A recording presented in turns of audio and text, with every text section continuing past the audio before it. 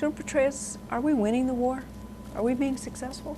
You know, I've been one who's often been uncomfortable with terms like winning and losing. I mean, what we're trying to do generally is to make progress. And I think that, you know, as you work around the area of responsibility, there has been substantial progress in certain areas. And then there have, in other areas, been some setbacks. I think Yemen is probably an area that obviously you can't call that progress. That is more of a setback as over time. It's something we've focused, some of us, for over 2.5 years, and we've just now in the last year been able to provide assistance to Yemen and to see the Yemenis go after these forces that have put down roots on their soil.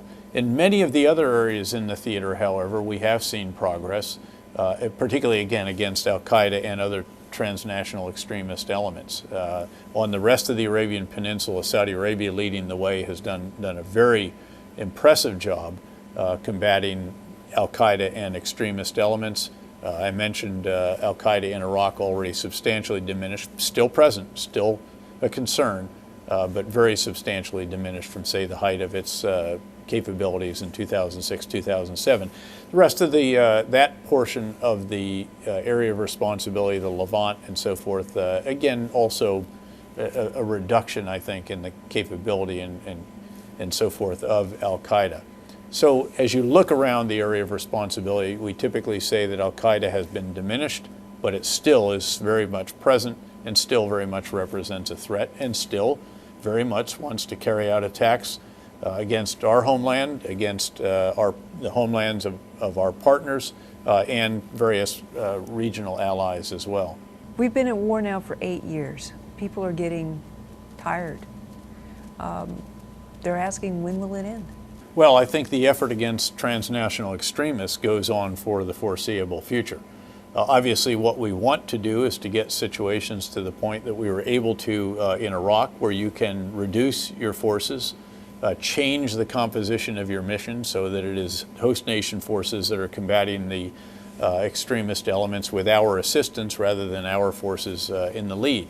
And that, of course, has enabled us in Iraq, for example, to draw down from, say, 165,000 U.S. forces with, again, substantial component of coalition forces in addition to that, down to now somewhere around 96,000 U.S. forces, headed to 50,000 by the end of August. Again, these efforts are not, as I've mentioned to you before, these are not efforts where you take the hill, plant the flag, and go home to a victory parade. These are efforts that require sustained, substantial commitment. That's what we have tried to convey to our chain of command and indeed to the American people. You're not going to put a stake through the heart of transnational extremism anytime soon. Rather, what it takes is a comprehensive whole of governments, all of our partners working against this, and frankly, the most effective partners in this are Islamic countries who more than share the concern that we have about the extremist elements in among some of their citizenry. General Petraeus, there are a lot of families back home with soldiers that are now into multiple tours. Many of them are bona fide Iraq veterans. They're coming to Afghanistan, and latest reports are showing that many of them are being injured or killed in Afghanistan.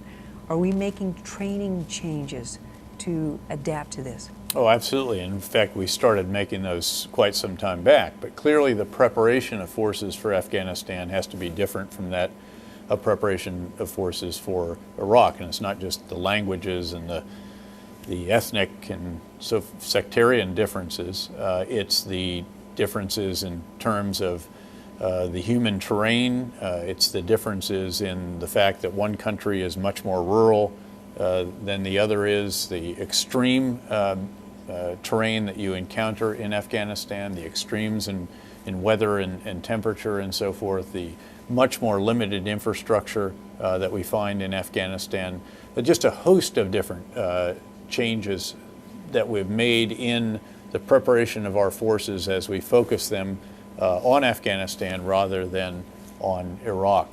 And that will continue. We are constantly trying to be a learning organization, to be one that is adaptable and flexible, not just in the operational area, on the battlefield, if you will, but also on the training field, so that our soldiers are indeed prepared for what they will encounter, that we have the equipment that enables them, which is again different. You have good road systems in Iraq. You don't have that in Afghanistan. We've literally had to go for the all-terrain MRAP vehicle rather than the standard MRAP that we used in Iraq. And that's just symptomatic of a number of different adjustments that we have made, again, to indeed ensure that our soldiers, sailors, airmen, Marines are as well prepared, as well trained, and as well equipped as we can possibly make them for the mission in Afghanistan. It's also really important, I think, as this shift in focus takes place, to remember why we are in Afghanistan, remember why we're still there after 8 years, or 9 years now, and that is that this mission is of critical importance to our country. This is where the 9/11 attack was planned. It's where the attackers got their initial training before moving to Hamburg and U.S. flight schools. We cannot allow that country to again become a sanctuary or a safe haven for transnational extremists so they can do to us again what they did to us on 9/11. General Petraeus, thank you for your time. Great to be with you, Gail. Thanks.